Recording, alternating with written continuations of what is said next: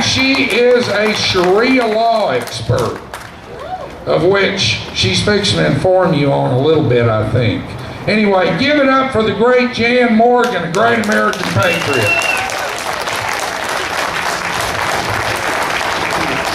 Hello, Alabama.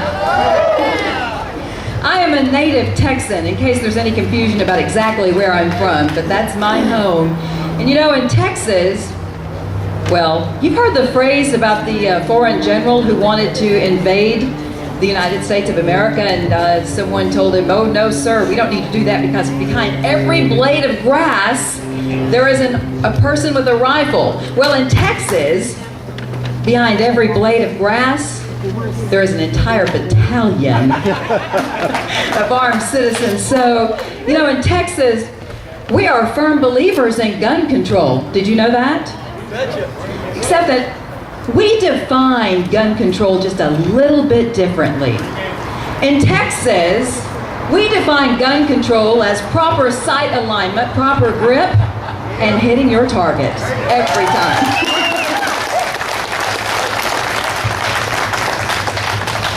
You know, in Texas, I don't know about you fine folks here in Alabama, but in Texas, we are just a little bit disturbed, a little perturbed with the mainstream media. In fact, in Texas, we now call them the state-run media. Yes, I saw that sign. The reason, and I know that the mainstream media is represented here today. I've seen CBS, I'm sure ABC and NBC is here. And you know what? For you fine folks with the media, I know that there are good people, well-intentioned people with all of those networks. But by and large, I have been an anchor and reporter for all three major networks. I left mainstream media because I got sick of the bias. Folks, in America, your state-run media is either intentionally deceiving the American people or they are intentionally omitting the truth from the American people. For example, every time there is a murder or a crime involving a gun, you're going to hear about it on the news, right? Doesn't matter where it occurred, you're going to hear about it on the news. What the mainstream media doesn't tell you is that there are over 90 million gun owners in this fine country with over 300 million guns who killed no one last year. What the mainstream media is not telling you is that 2.5 million times last year, let's get this fixed, thank you. 2.5 million times last year, law-abiding citizens pulled their guns in self-defense and saved lives. You don't hear about that, do you? And in most of those cases, the trigger was never pulled. No one was harmed. In most of those cases, all it took was the victim brandishing a weapon, and the attack was stopped because the attacker knew better. You know, in Texas, the weapon of choice to defend our homes is a 12-gauge shotgun, because you don't even have to be a good marksman. You just pull it out, point it in the right direction, and all you have to do is make that universal language sound that, you know what that means, right? Even a criminal on some serious drugs understands what that means. You know, I was going to write a speech today to deliver to you, and I decided against it. I decided to have a chat with you, heart-to-heart, one-on-one chat with you, and share with you what's on my mind and what's in my heart. I was asked specifically to talk about the Second Amendment, and of course that is a passion of mine, and the reason is this. The Second Amendment is our last line of defense against tyranny.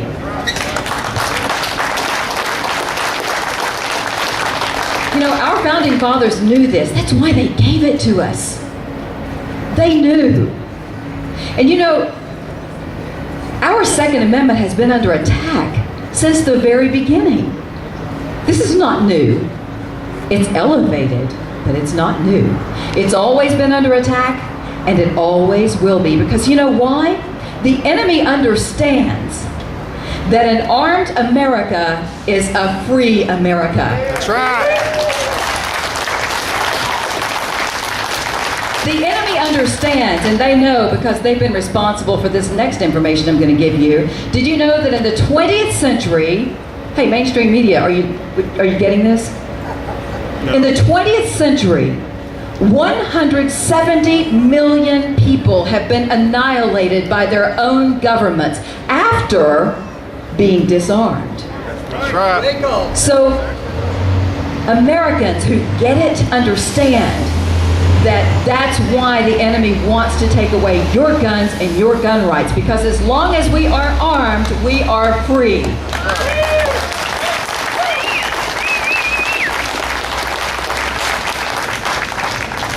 History proves it. Mainstream media, history proves it. Gun control has never, ever, ever been about guns. It's always been about control. I want to let you know that there are millions of other people just like you out there. There are 350,000 of them on my Facebook pages alone. I've moved over to the Tea Party community as well. I'm still on Facebook, but I've moved over to the Tea Party community as well, and I hope you'll join me there, because you will discover, in case you're getting a little bit discouraged with the direction our country is taking, being with like-minded people is empowering. Folks, I heard so many people, they came to my Facebook pages after the election in November, and they were so discouraged. I'm sure you were there too. I was. I remember watching the returns, and I went into a coma for about 5 or 6 hours. I couldn't speak. I couldn't move. I just sat and stared at the TV, and I thought, oh my gosh, oh my gosh, oh my gosh. Anyone who knows me knows that I'm rarely speechless, but at that moment, when that turning point, when it was clear that there was the point of no return, I was speechless, because I knew now the real battle is on.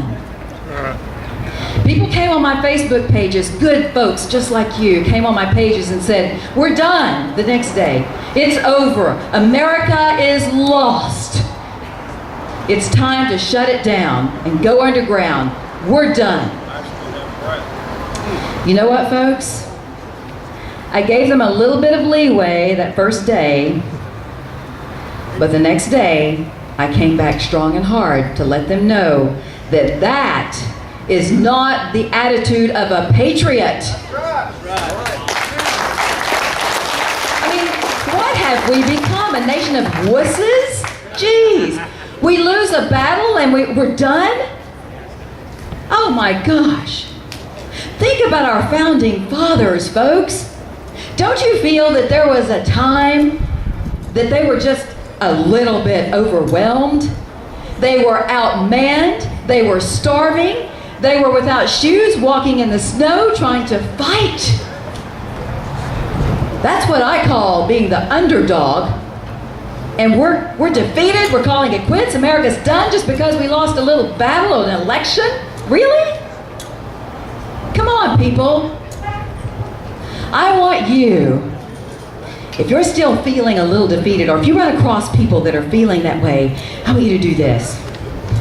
I want you to talk to them about the spirit of the founders of this country. And if you don't have it right now, folks, if you don't feel that, I want you to dig deep down inside to the depths of your soul, and I want you to think about what those guys did for us, the sacrifices they made just so that we could be free. Have you ever put a lot of thought into buying a gift for someone, and you were so excited because you found the perfect gift, and you spent a lot of money, you put everything into it, and you go and you hand them that gift, and you can't wait to see their elation, and you can't wait to watch them cherish this over the years. And then you hand them that gift, and they say, oh, thanks. You toss it aside. Has that ever happened to you? Can you imagine if our founding fathers were alive today and they could see Americans with this gift that they gave us, that they died for, they sacrificed, they starved,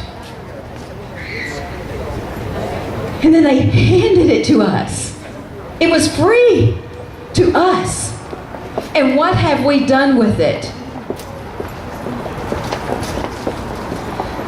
Folks, I don't believe that we've allowed this to happen intentionally. I believe that there are more good, solid, liberty-loving Americans in this country than there are enemies of America. But folks, you know what? We've been busy. We've been busy taking care of the folks who won't work. We've been out there earning a living, taking care of our families, raising our children. We elected the people that we thought would represent us. We sent them to Washington with the mandate, and what did they do? They misrepresented us.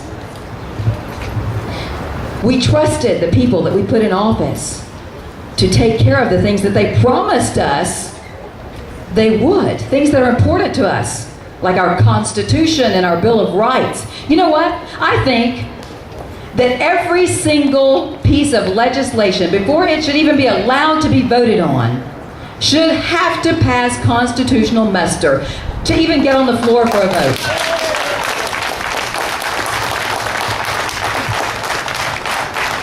Because I believe that a majority of the American people feel that if it's not constitutional, we don't want it. That's right. Just like Sharia law. Sharia law cannot coexist with constitutional law. Fine folks of Oklahoma actually had to go and they had to vote to pass legislation to say that in their state they would abide by constitutional law. Isn't it a shame? Is that ridiculous that we have to even pass such legislation? This country was founded on constitutional law. That's what we live by.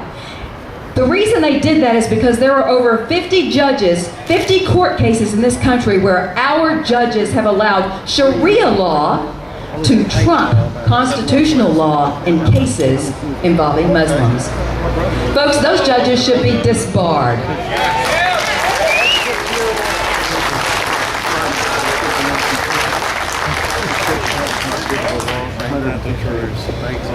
I'm not going to get into the issue of Islam because I know that our time is limited and you folks have been here a long time. Maybe next time, invite me back. I'd love to talk to you about that. It's another great threat to our country.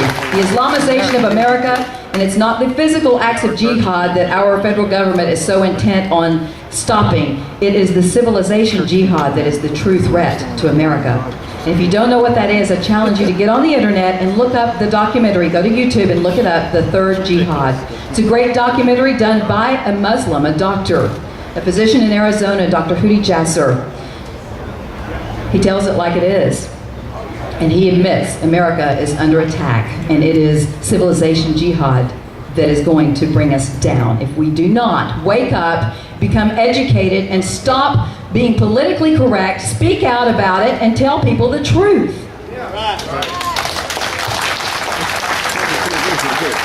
I leave you with this today.